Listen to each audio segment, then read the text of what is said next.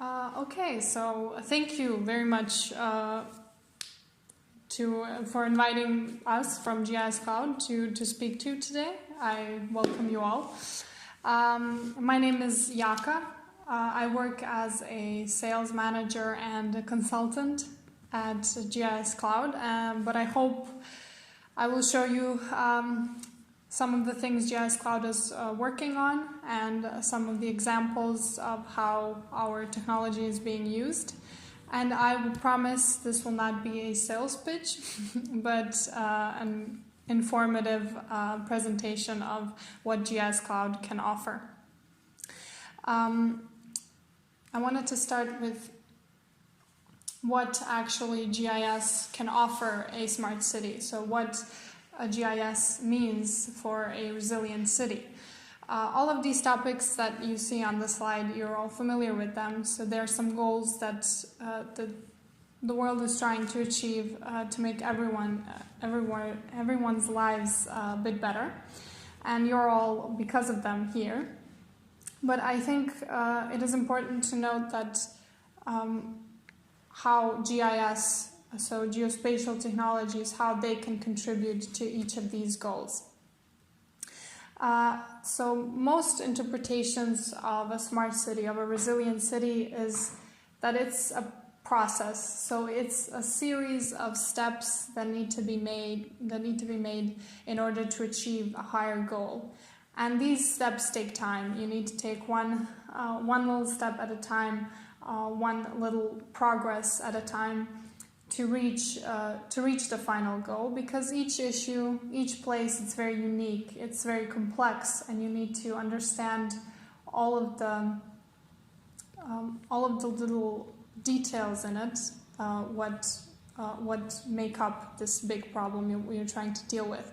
And geography is a huge part of that. So geography is the basis of any development plan, and it is also the basis of a lot of problems in the world. So a lot of issues are explained through geography, through the processes and the people living in certain places at a certain time. And using GIS as a tool to understand these different processes and occurrences that affect these places around the world, this can definitely help you make sense of it all, help you find the common denominator, which can help you find the best solution and the best way to help different populations in different areas. And spatial information today, it's one of the most important parts of our everyday lives. So every industry, every area puts an emphasis on the spatial information.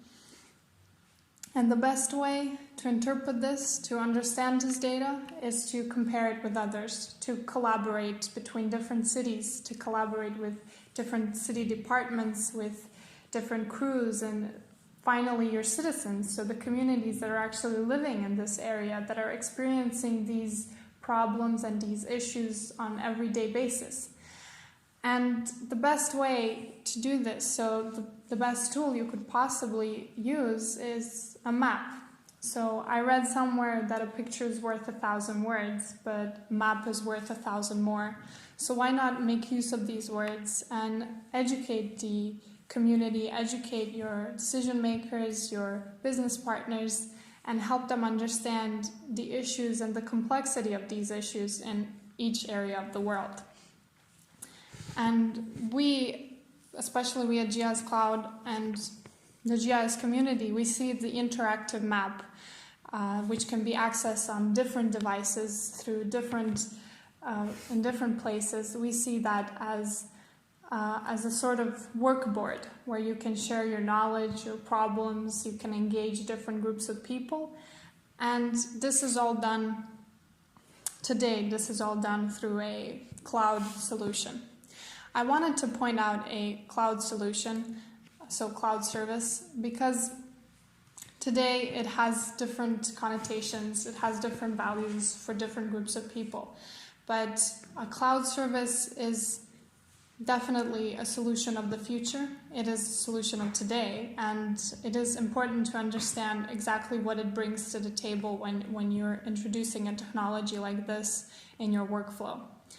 Usually data is locked in some spreadsheet on different workstations, on different servers. It's very locked and limited.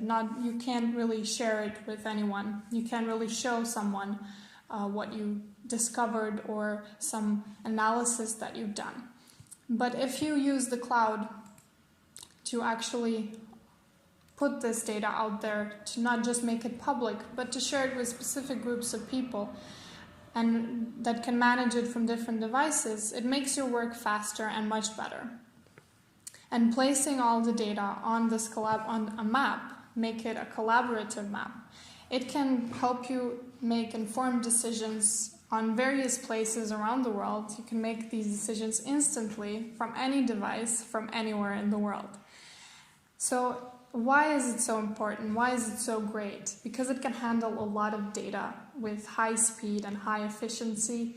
It can be accessed from different devices, and it is safe. So there are a lot of people working a lot of hours to keep the walls around your clouds safe, and you should take advantage of that, because technology is supposed to work for you, not against you, and it should make your lives much easier. And this is where we came into place. So the idea of using such a great solution, such a great service as a cloud, which allows so much and has so much potential, not just today, but for future development, is what GIS Cloud was based on. So we saw a cloud as a way of connecting people and a way of allowing people to communicate no matter where they are in the world, and no matter what their level of education is, no matter how informed they are of a certain matter, but to help them use this service to make their lives better.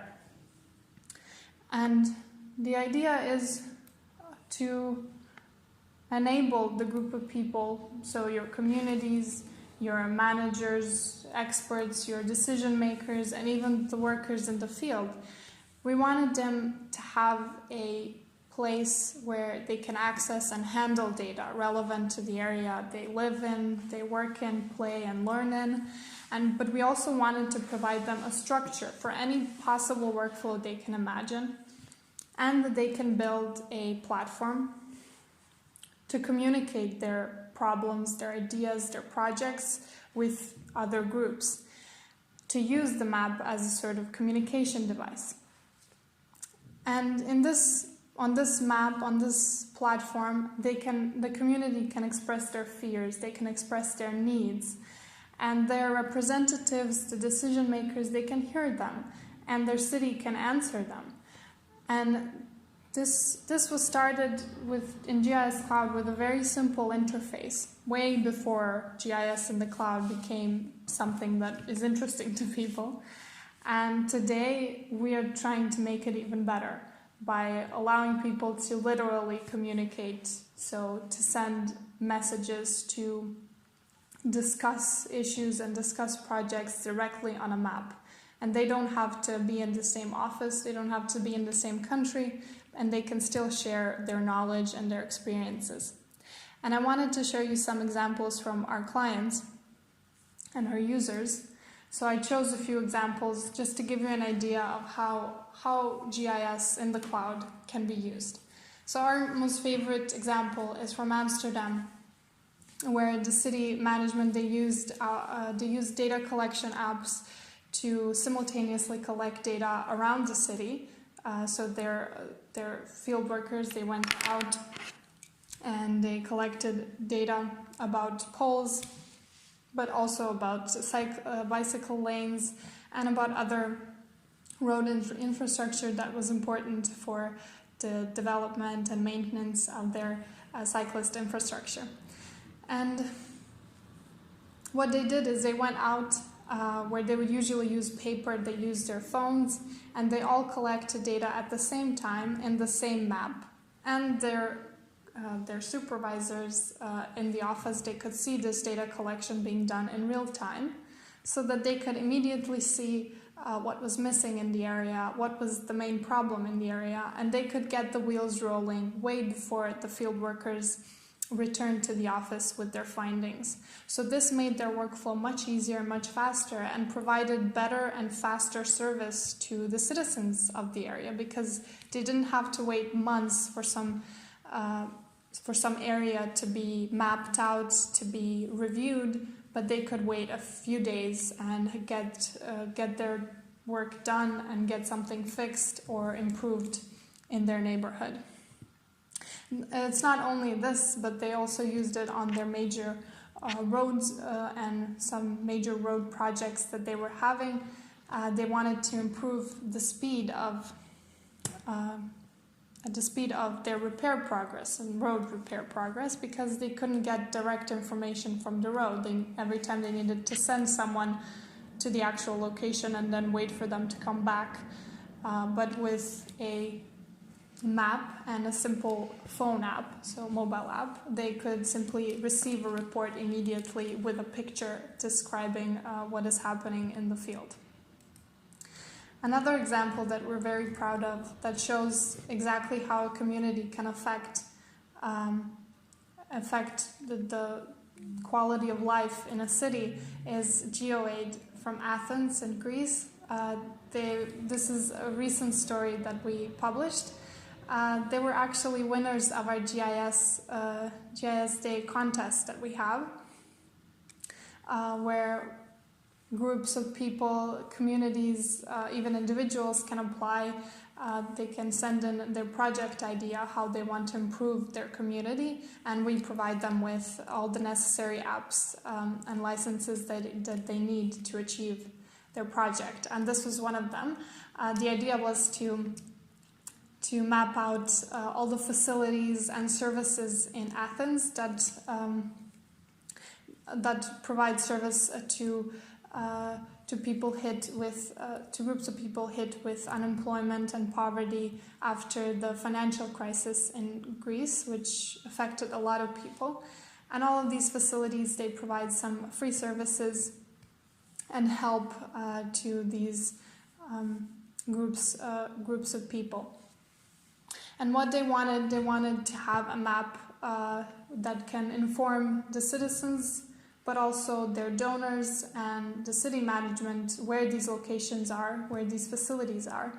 But they also wanted to make sure that they have the entire city covered. So what they did is they had a list of addresses for these locations, and they geocoded them, so they put them on a map, created points for each location, and then they visualized it and published it publicly for everyone to see. You can see the portal yourself, so there's a link on our website, on our blog site, so you can see the portal for yourself and explore it a little bit. And they also created a heat map to analyze which areas have more facilities than others, so that they can plan projects to expand the network and introduce some facilities that are missing in certain areas. But they also included a buffer, so you can see that here, which represents the distance between each facility, so that it can help the citizens get better information about how far some facility is and how much they need to travel to reach it. Another great example for data collection in this case is MetaSub project that was conducted around the world. So around 50, now I can't remember, but around 50 cities around the world contributed to this project, where they wanted to map out different pathogens and their numbers in public transit around the world. So these are locations of very high traffic of people, of citizens, and if you don't invest much in public hygiene and maintenance, it can result in some very bad occurrences like disease or some outbreaks. So they wanted to explore exactly how these pathogens differ between countries and around the world.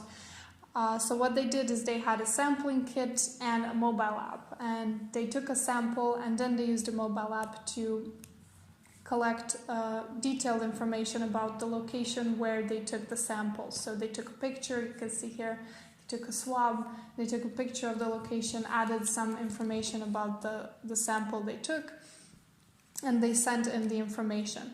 And the result was a map with all the points around the world, as you can see here below, collected at the same time. So the important factor here was to collect all of this data in one day, at the same day, around the world. And they did that using a data collection app, which works obviously in the cloud and allows real-time data collection and access to data that is being collected. When I first heard of this project, I tried to imagine how it would look like without being able to send data instantaneously. So if you would have to send it with CD or USB stick, it would be quite a nightmare. So this made it quite easy for them to work. Another great project is from St. Louis in US, where the city organization wanted to map out the location of people affected with homelessness. So they wanted to collect some information on them to evaluate exactly who these people are and what services and help they need to survive and to build their lives again. And this would be usually very hard. They used to work with paper forms, and it would be very hard to keep this data updated, to keep track of the location of the people that they were surveying, they were interviewing. So they used the data collection app to pinpoint exactly where someone is last located, and collect information on them. And then the next time they would go out, they could simply update the information on the same individual and get some updates on their status or development of some activities that they introduced them to. So this helped to plan, to prioritize and coordinate actions that would improve the situation of the homeless people in St. Louis. And this was a city-mandated project, so it was intended to have a real effect on these people and to give them a chance to actually build their lives better. Another great project, I know I'm saying that they're all great projects, but they were most interesting to me because they show different aspects, how communities, how city management, how private organizations can work to make lives a bit easier, a bit better. And I think that's the whole point in reaching the higher goals of having a smart and resilient city, is to actually have these little groups working together towards the same goal, only each of them in their own way, using a different route. One of those is also Orange County in California. They actually worked in several projects, but some of the most interesting is creating an open data portal where they can publish all the spatial information on public works, on their city development in one place.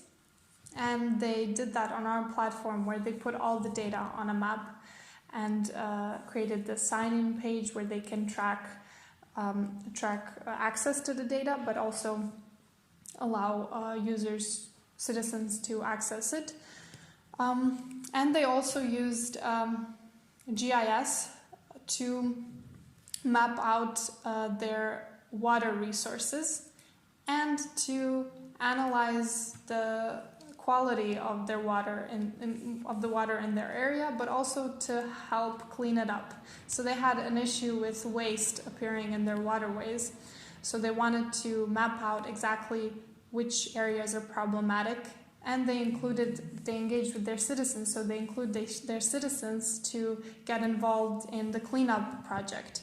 So they had these big actions of cleaning up trash and garbage from waterways, and with that educating the population about the importance of keeping the waterways clean, and also educating them on importance of having access to water. You can imagine California is not famous for its many for its water resources, so keeping track of their water resources and educating the public on how to use it in a smart way, in a better way, in a sustainable way was their goal, and they most certainly achieved it, because their maps are still up. Their portal is very popular in their community, and the cleanup definitely had an effect in making their environment a bit better.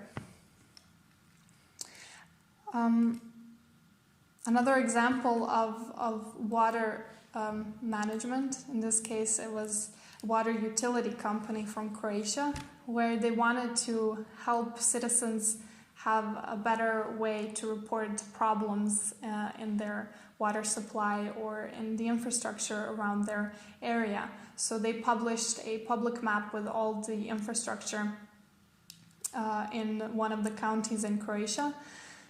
And the citizens could simply go to the portal and find the area they live in and see if any work is being done, what is the status of the pipelines in the area, and they could have a way of contacting the utility to inform them of any problems they're experiencing or if they had any questions about the service.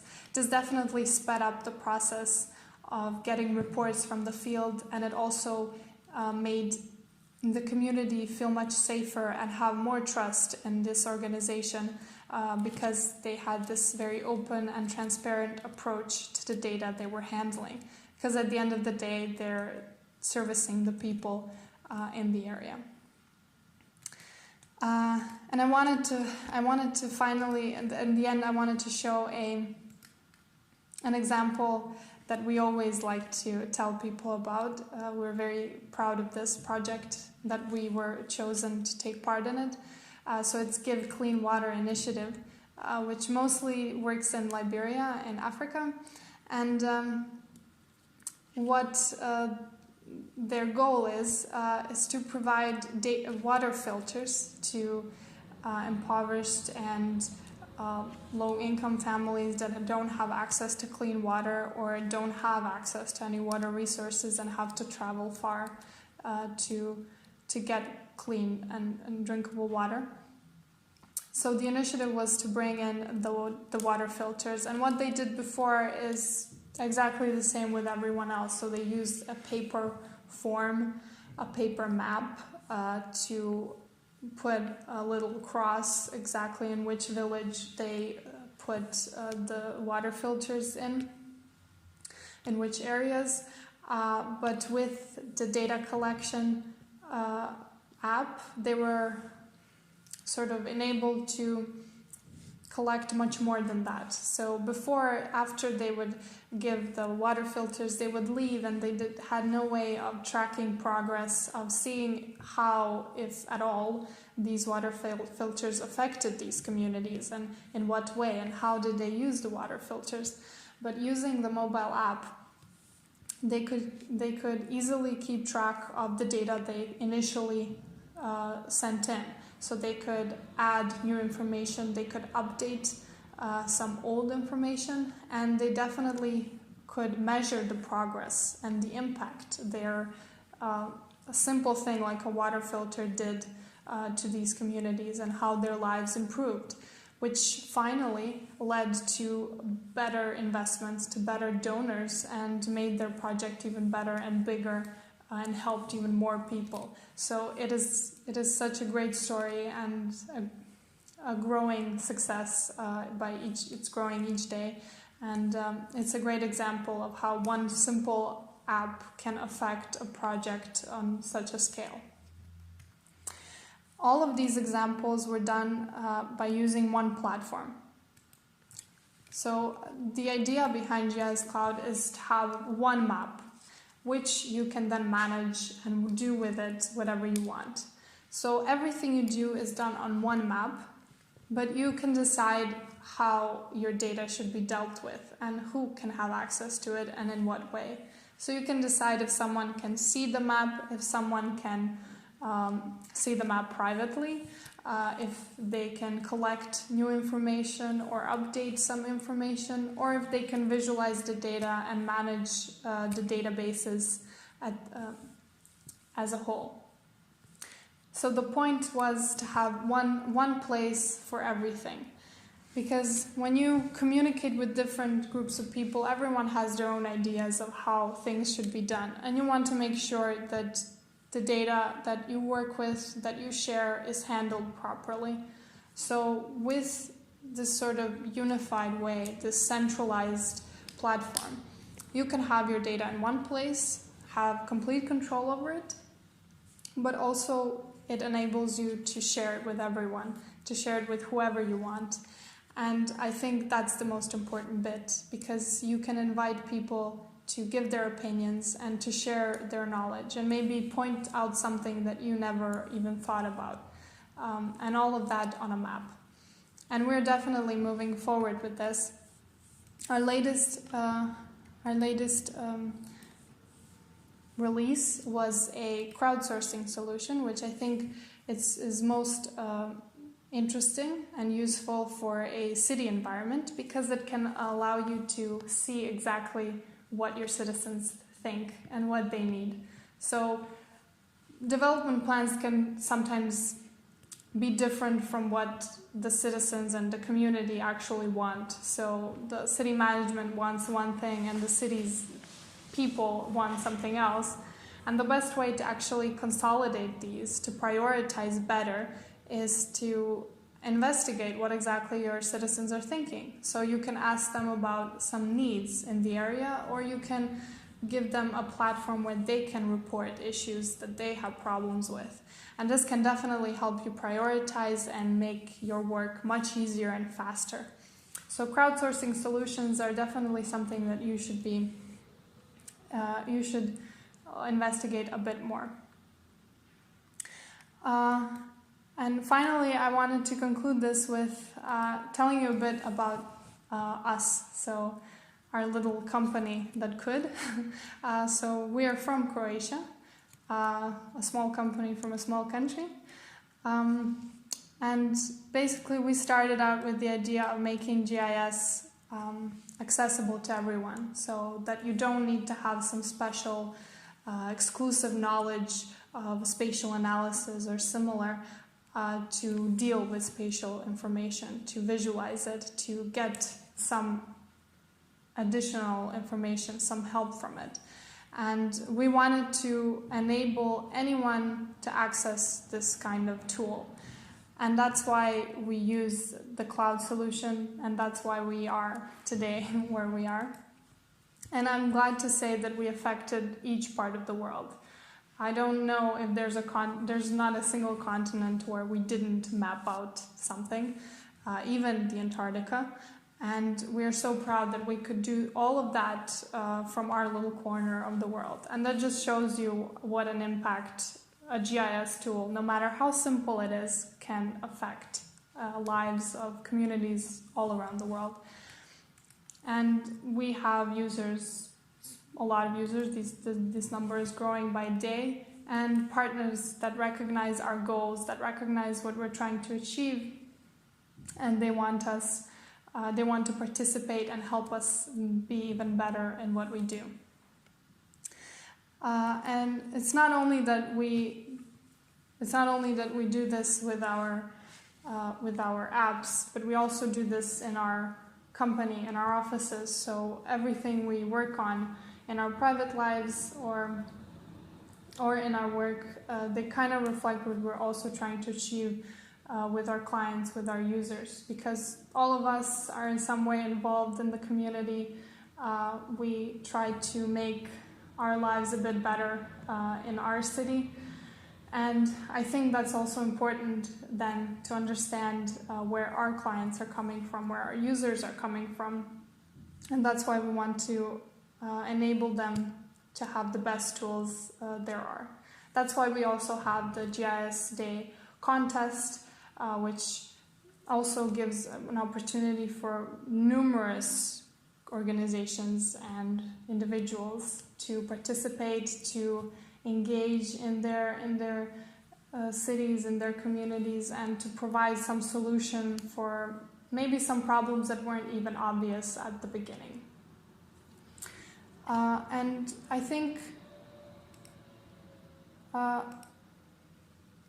because from all of this, what I've told you now, I wanted to actually point out that no matter in which area you work in which industry, I think it's important to realize that GIS is the future. So spatial information, visualizing it, handling it, getting the most recent, the most new and most accurate data about any location at any given time is the future. And there are so many wonderful tools created today, not just GIS Cloud, obviously, but there are so many tools that are available with a simple Google search. And it is important to explore them, and it is good to use them. So I don't think any of us should be afraid to be innovative and experiment. And that's one of the biggest things that we're trying to relate to people from GIS Cloud, because our founders weren't afraid to innovate with the cloud back in the day, and today we're changing the world. So you should also try to think in that way. Do something that seems impossible, but it can give you so much at the end. That's all from me, and thank you very much for your attention.